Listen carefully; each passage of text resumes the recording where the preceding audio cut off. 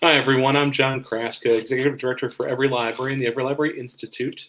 This is Library Lovers Week 2024.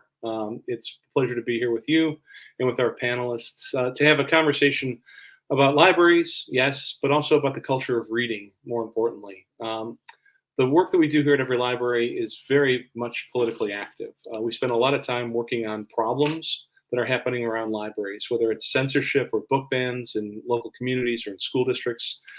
We work on opportunities too, helping libraries go out to the ballot to stabilize their funding, to extend their funding. We are in the trenches, working with dozens and dozens and dozens of library communities every day. And a lot of these censorship campaigns and book ban campaigns, I got to be honest with you, they're getting kind of tiring.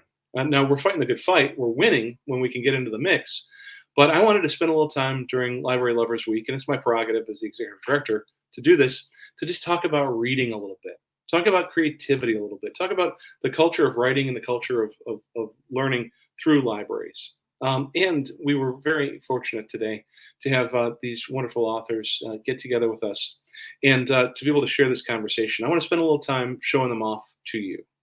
Good writing makes for great reading. And these are great writers. I'm looking forward to spending a few minutes with them. And then I also want to pick their brains about what it's like to be in the present moment. I mean, for me to start off talking about censorship is true. And to talk about book banning is true. And talking about the situation around the United States politically and socially is true. And each of them, I think, brings their own lived experience. I want to bring them in for a hello as we can go around, please. I'm joined today by three wonderful people. Our fourth wonderful person, by the way, Lakiesha Carr, author of Autobiography of Skin, can't be with us today, a little laryngitis, and we're going to reschedule with Lakiesha in April. But tonight I've got Rachel Slade, author of Making It in America, Amitava Kumar, author of My Beloved Life, and Szilvia Molnar, author of The Nursery. Now, this is all new works, and I'd like to suggest that there's a common theme across them as we listen for a little bit about their creative process, why they wrote these books. A common theme across all of these books, to me, as a reader, is to look at what is a private struggle in each of these different stories, whether it's a story about partition India that Amitava has done, a story about a very private moment postpartum for a mother and her neighbor in the nursery that Szilvia has done, or what Rachel's talking about is a family struggling as entrepreneurs and then moving out into that public space. I think it's interesting that we're all here today talking about these books because using libraries and the act of reading is fundamentally a private moment, just akin to these private struggles, but it's a private moment that's supported by a very capital P public institution. So looking at these individuals and these family struggles, I want to turn first to Amitava Kumar, author of My Beloved Life. I am not trying to call you out here, but I want to tell everybody what Salman Rushdie had to say about your book. He said, "This profound book is full of lives whose beauty lies in the wholeness of their telling. A father, a daughter, a crime, a country being born, a migration, another country, a plague." He says about your writing, as you say, we are in touch with a great, astonishing mystery when we put honest words down on paper to register a life and to offer a witness. Everything else is ordinary. Salman Rushdie goes on to say his novel offers magnificent witness and is not ordinary, but extraordinary. Amitava Kumar, thank you for being here with me tonight. Such a pleasure. Thank you. Yes, I wanted to ask a little bit about your process. What can you? I mean, Salman Rushdie here, but what do you believe this book is about? What do you want to share with our listeners? You know, the British writer John Berger has a line somewhere which goes, "Never again will a single story be told as though it were the only one."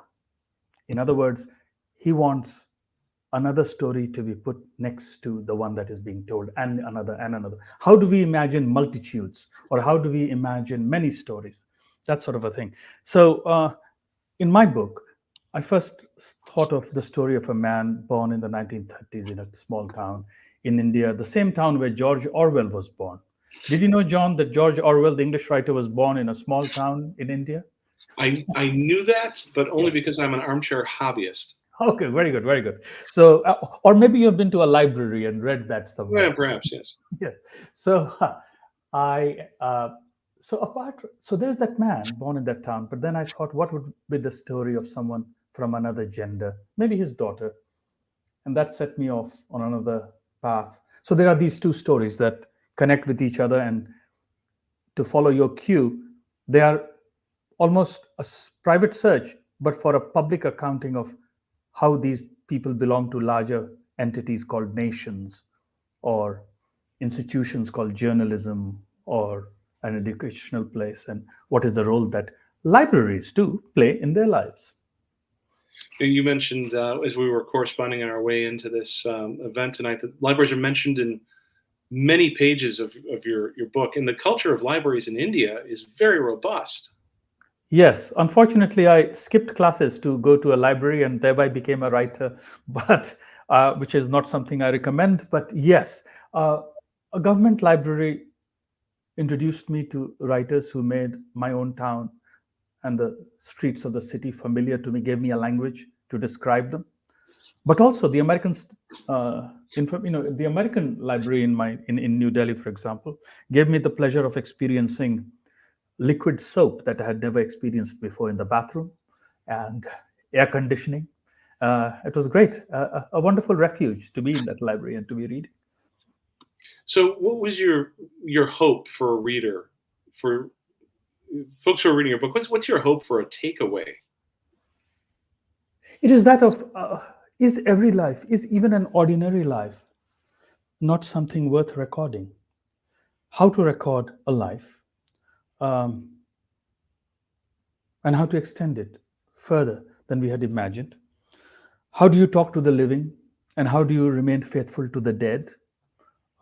Those are questions that I hope a reader will encounter and know how to answer when they have read the rest of my book. That's an extraordinary weight, though, for any author to try and bring on a mantle not only of telling accurately the story of the living, but to reflect back so deeply, especially a culture that extends back thousands and thousands and thousands of years. Yes, but that's what life is about. Otherwise, I think we'll fade into nothingness. How we experienced terrible tragedies, for example, during the COVID era. I'm speaking to you from New York City. All sorts of things happened here.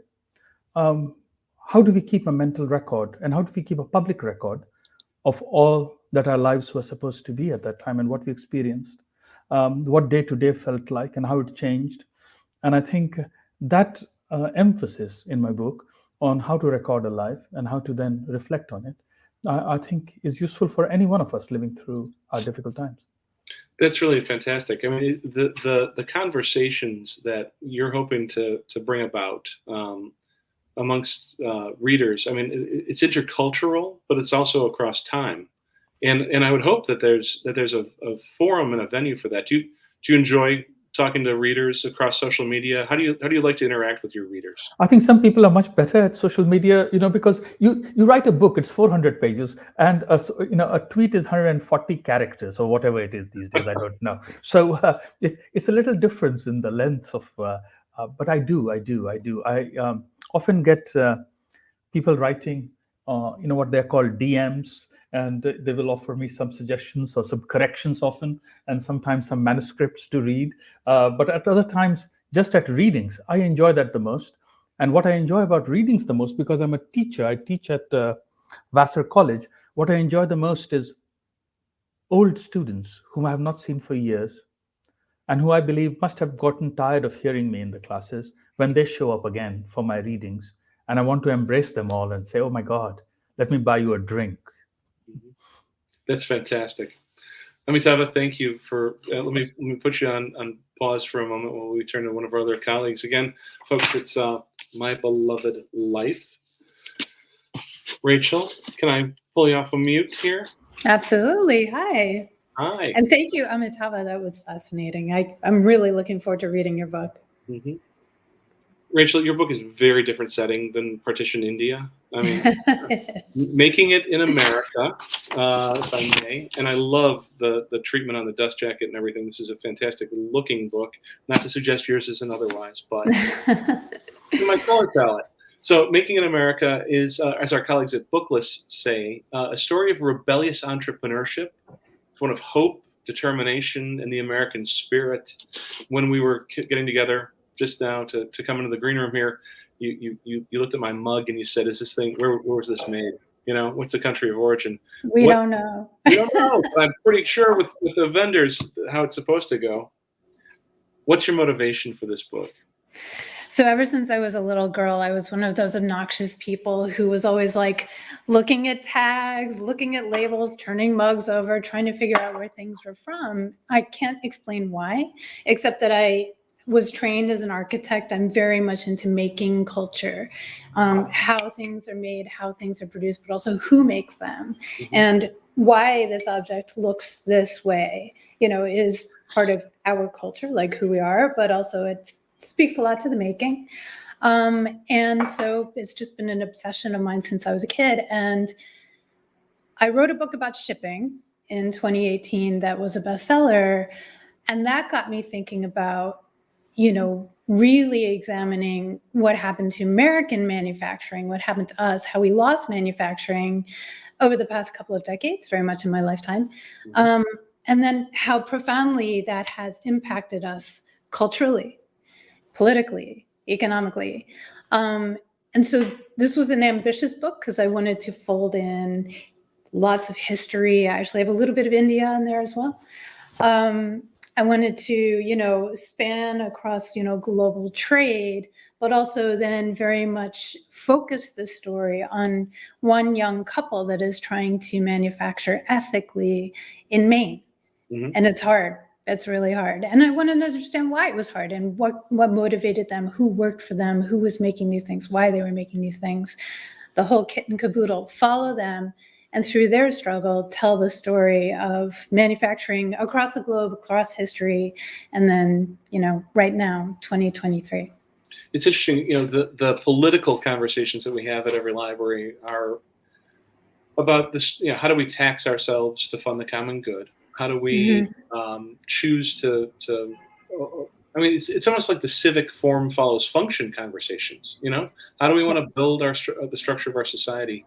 But one of the most interesting parts to the politics is who owns the right to speak for the working class. Mm-hmm. The politicians who are it's gotten more and more remote. My grandfather was, it used to be my father was, or I grew up in the mills myself. I mean, you look at John Edwards and that whole approach to claiming that mantle of American manufacturing.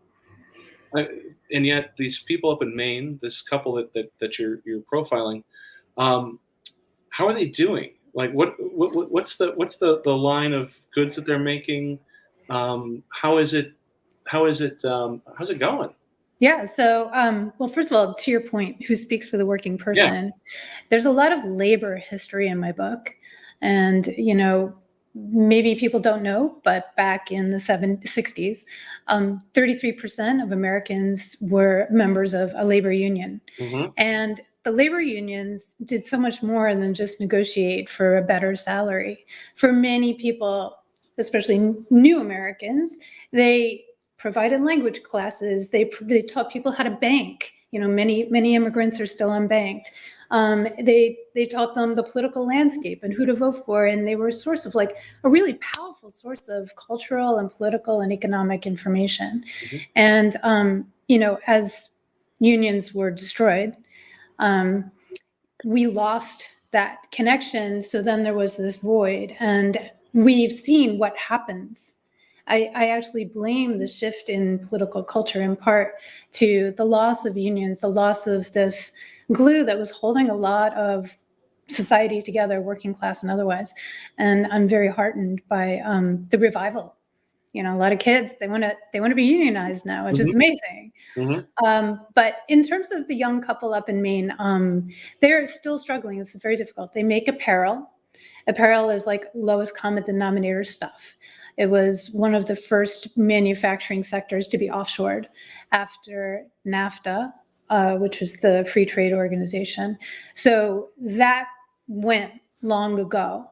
And to try to make apparel here in the United States with union labor in Maine ended up being a Herculean task, in part because they had to actually create a labor force out of thin air.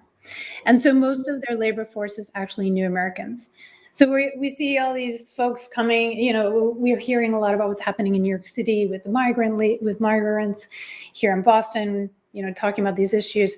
These are the folks who have ended up in their factory, not because Ben and Whitney, my protagonists, were specifically looking for them, but those were the people who were willing to work. Mm-hmm. Those were the people who were willing to be trained. So it's a fascinating story of, through manufacturing, I think we discover a lot about ourselves. Well, I think that the idea of rebellious entrepreneurship is a fascinating term. I mean, do you want people to come away with a particular perspective, though, from this, or are you looking to expose, a conversation? Two big things for me. One is there's a little bit of a manifesto about this book, but part of my argument is that labor unions did not destroy American manufacturing. Mm-hmm. And you're welcome to read my book and decide whether or not you agree with me. But my other argument is the profound impact that making things domestically has on our economy and our culture. Mm-hmm. And the reason that I mentioned India actually is because before the British Empire really kind of invaded India was the fourth largest manufacturing economy in the world. Mm-hmm. I'm talking about in the 1600s, of course, you know that, Amitava. And the British ultimately destroyed India's manufacturing capability and turned them into a consumer nation. And they're still dealing, obviously, Indian society is still dealing with that outcome. And I think that's a cautionary tale for Americans in many ways. I mean, obviously, the very, very different setup, politics, mm-hmm. everything. But just wanted to mention that, reading about India and what happened to India was very important. It really informed my my exploration of how America developed its manufacturing might, mm-hmm. and what it means to lose it. Thank you for bringing us up to this moment with that conversation, because if you look at the history of India as well, the history of the United States, the labor movements, again, who speaks for the working class? It's very dynamic. So, Rachel, thank you for taking us through on that. Let me turn to our colleague here, Szilvia, and checking with you, please. It's a different book. It is very much set in a private space. If we're looking at these other stories as being private and public at the same time, yours is in the most private of all spaces. It's truly called the Nursery. Mm-hmm. Daily Mail, if I may, says that your debut about the first few sleep-decimated weeks in the life of a new mother, and that caught my attention, brings this particularly mind-eviscerating state of affairs into startlingly sharp relief in this uncompromising novel. And yet, this is also an oddly affirmative novel, alive with a dangerous, self-aware humor. Now, I love blurbs that contain phrases like dangerous, self-aware humor. Szilvia, were you intentionally trying to be funny about sleep-deprived motherhood? Absolutely. No, well, yes and no. I think kind of wanting to write a short book that's very intense and dark, you have to realize you also have to. I realize you also have to bring in quite a bit of humor in order to keep the reader's attention, and so. But at the same time, the act itself brings in so much absurdity that maybe the subject matter also lends itself to the humor of it all. Mm-hmm. The conversation around isolation, the conversation about loneliness. these are very, very naked emotions, and it's a very private space. How did you come to write this book?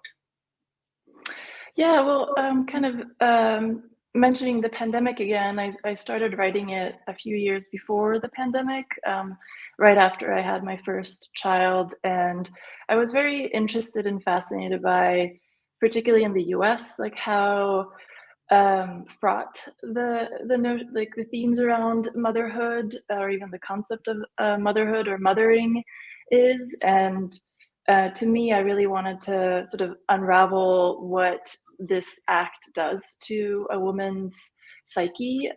So I was really intentionally wanted to explore, all the little hours, all of the minutes. And so setting my novel within both like in a physical and particular time, with our protagonist not wanting to leave her apartment after giving birth, and also setting the novel around a week following her. Um, it was sort of intentionally, I wanted to get to the point where I discuss, women's mental health, and also, how do you come out of potentially a very deep, dark depression that many women go through. And so being also quite explicit about the changes that can happen to a woman's body, not just her mind. The you are going to get, and maybe you already have started hearing from folks, very personal, raw stories from your readers. I mean, it is as a husband, as a father myself, trying to be a good companion, but being in a place of relative privilege to be able to be there, take time off from work, have that discretionary time. I believe that you're going to find, I know you're going to find a lot of people who this story is going to resonate with based on their compassion, but their lived experience as well. Thank you. Yeah, I have received a lot of personal stories. I've particularly from male readers, I've really appreciated how they felt that they've been able to, because it is also the kind of unraveling of a new marriage, and how they have to figure out a new dynamic with the newborn baby in their lives now. And so male readers have really appreciated, kind of getting a little bit more of like an in-depth side to what the woman's perspective might be. And many different kind of generations of women have approached me sharing their personal stories. A lot of mothers who've not been able to admit maybe that they've gone through postpartum depression, or not wanting to have that experience for their own daughters who are thinking of having children, or about to have children. And then I've also had readers who appreciated my candidness around the experience, because then it kind of reaffirms that their decision of not having kids. So I've really welcomed all aspects around this. And also kind of tying it back to libraries, our main character, our protagonist, is a translator, works mostly from home or from the library, and is very sort of content in this career that she's picked for herself. But this change in her life really makes her question. And I wanted to explore also, someone's passion for language suddenly becomes questioned because they barely have a language for what they're going through themselves. And so I wanted to play around with words and just kind of create an agency for this woman. There's a relatively famous scene in oh goodness, the name of the movie just went out of my head. It's Henry Fonda and Gene Hackman, Failsafe, where they are trying to negotiate between the President of the United States and the Russian Premier, and Larry Hagman's character is the translator, and the President says to him, "Don't tell me what he's saying. Tell me how he feels." And that space of translation in this kind of a context between one state of life to another, I think it's really fascinating, Szilvia. Thank you. Appreciate it. And thank you for bringing up libraries again, team. I want to bring our whole panel together for the last couple of moments that we're together, because it is Library Lovers Week, and I am just edified to talk about something other than crises for libraries, as we're learning about different kinds of private and public crises here. I assume, and Amitava, I'm going to start with you because you told us a moment ago that you're at the New York Public Library right now. Yes. Yes. How's Library Lovers Week at NYPL? What are they up to these days? In the day, it's invaded by curious readers, and there are beautiful large rooms, and they are happy. And I believe there was a story in The Guardian recently that it's also a very hip and a hot dating scene for youngsters. So that surprised me and pleased me, I suppose. And tonight there's a beauty show, a fashion show going on downstairs, and our if I were to go to the bathroom outside, I would trip and fall in the corridor because all been darkened in order to preserve the lighting. But it suggests the health of a public institution, I suppose, being put to all kinds of social uses. It's all good, all good. That's really fantastic. I mean, I know, Szilvia, that the Austin Public Library, the new one down by the river, is a gem. It's a jewel. People come to it just to see it, to experience it. Do you write there? Do you hang out there at all? Is it a part of your day to day? I do. Yeah, it's a really beautiful space. I love how welcoming it is, and they are also working in collaboration with the Texas Book Festival and having a lot of author events. So it's been really nice to go there in the evenings as well. So yeah, it's a wonderful new space, and I wanted to show. This is from a little gem from Sweden. This was printed in 2005 when my local library was celebrating their 40th anniversary. And they basically asked everybody, any kind of, any visitor, any regular visitor to the library, to send in memories of their, or just like their thoughts on the library, like little prose pieces or essays. And it's one of the first times that I was published. So it meant a lot to me back in 2005 that, just like the different initiatives that this space does, I think also, lends itself to people feeling very free and like granting people access to information without judgment, I think is also very important. When we look at your protagonist, Rachel, in Maine, I mean, I don't know their town exactly, but I know that in a lot of rural places, the library is both the only functioning part of government and also the only place in town that's got gathering space, it's got a gallery space, it's got a performance space, it's got a hanging out space. I mean, how does it, and you're in Boston, so. Yeah, we love our libraries here. Yeah, tell me about it. Well, I live in New England, and there's huge civic life around all of our little libraries. In every single town, we have some exquisite little library somewhere. And I've spoken in a lot of them, and I'm just always just pleased as punch to see how many people come to these events and how lively these libraries are. And, being in New England, when I say little towns, I mean, they might be like 5 miles from each other, Right. So we're not talking about vast distances, and yet each library feels incredibly different. I'm also a member of the Boston Athenaeum, so I'm a member of private libraries as well. And I have to say that as much as I love the modern library, there's something really amazing about the Boston Athenaeum and the Athenaea in general, because they don't, at least the Boston Athenaeum doesn't get rid of any of its books ever.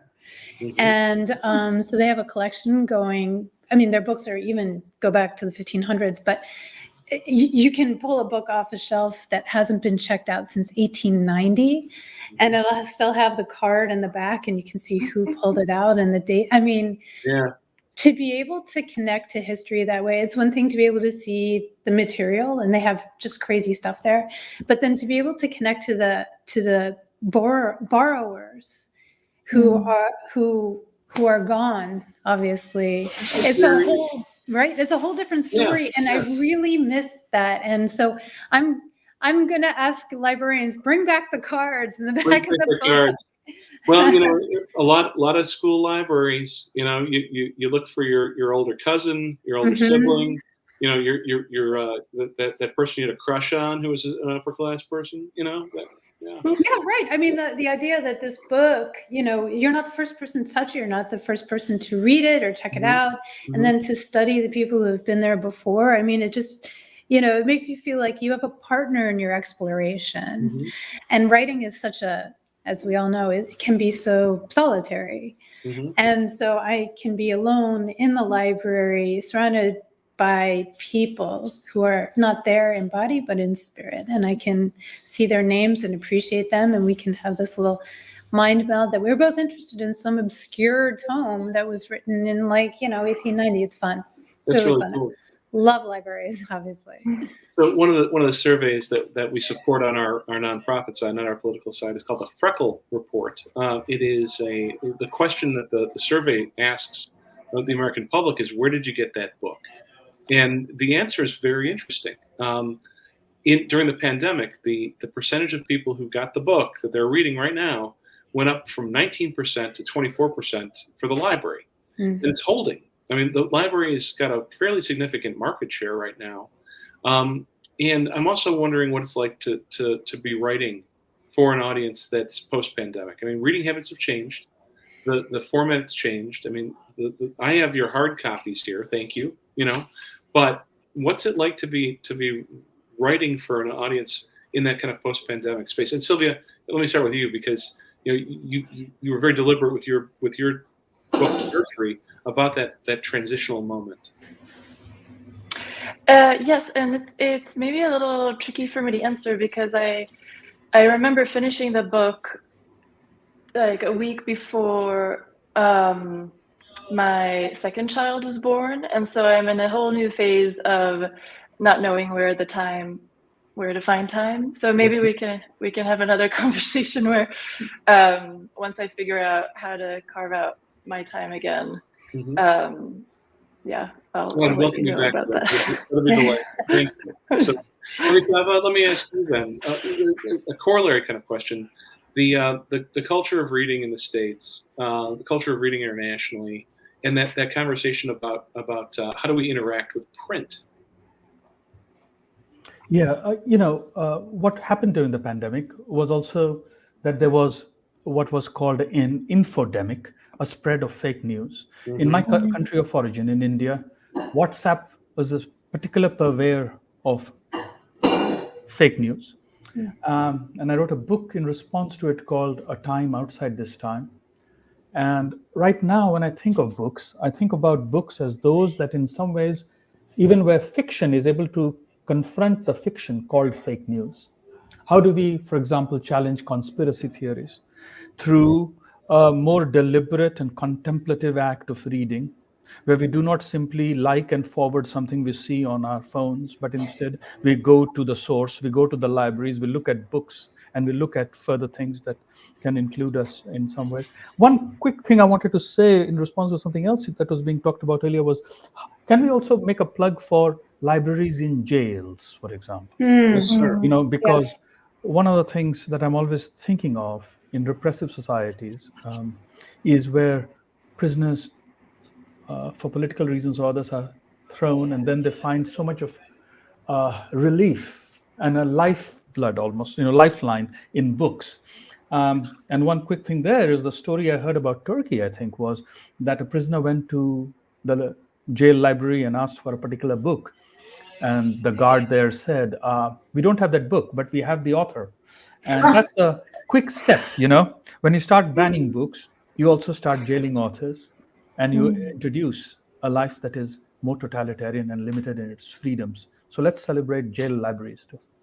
Thank you very much for bringing that up. And one of the points of pride we have here at EveryLibrary is that we are, alongside PEN America and a few other wonderful organizations, helping to advance the Banned Books Week, the Carceral Banned Books Week initiative every October. So thanks for bringing that up. Rachel, let me have a little last word with you here. Form and I'll function. just- We can go back to your architectural, Well, I just wanted to say that, I've tried reading ebooks and there's something wrong with me because I can't. There have been studies that have shown that we have geographical memory. Like that's very important to us. Obviously, we needed to know where the cave bears were and where the good berries were and that sort of thing. So we, especially I think maybe even more so, women have geographical memory. And I find it very hard to read ebooks because I don't actually know where I am in the story. And so they've actually found that people remember less when they read online because of the endless scrolling, because we lack the geography. And Amitava, if you want, I can send you studies about that. But I was losing my mind. The book came out. I'm sure you guys have felt this too. Like, how's it going to be received? And critics and Amazon and everything else. And so I decided for myself, for my own sake, to pick up a book that I never read but knew that I should. It's The Power Broker. It's, almost 1,200 pages. It's about Robert Moses, won the Pulitzer. So this is a massive thing, right? And how strange to be walking around these days, especially with this massive thing, right? It's bigger than anything else I own that I carry around with me. And 2 days ago, I went to a place that had a fireplace, and my mind was going berserk. And I sat down in a comfortable chair with Robert Caro in front of a fireplace, and I read for 3 hours in silence. And a woman was reading a newspaper just over there in front of the fireplace as well. We were in a quasi-public place. And at the end, I closed my book. I felt so good, right? First of all, reading paper, reading in front of a fireplace on a Sunday afternoon. I felt so good. And I turned to her and I just said, "Thank you for reading with me. Thank you so much." And she was like, "Thank you. I had a lovely afternoon." I didn't know her. She didn't know me, but it was just like, isn't that so beautifully human and wonderful and luxurious? I felt very lucky. That gives me a little bit of hope for America in 2024. So I mean, I'm an old lady. I'm Gen X. I don't know if you'll find Gen Zers doing that, but I have to say that it does put your mind in a different state when you read on paper. And it's a very meditative, beautiful state that I don't think you can get in anything else. Well, folks, thank you for spending that time with me tonight and talking about reading, talking about writing, talking about how we want to help people feel, the access points that comes with that. So thank you very much. Rachel Slade, author of Making It America, Amitava Kumar, author of My Beloved Life, and Szilvia Molnar, author of The Nursery. Thank you for being with EveryLibrary this evening. It's a pleasure to meet you all, and I'm looking forward to our next conversations. Thank you so much. Thank you. Thank you. Have a good Take evening. care. Good night, everybody. Bye. Good night.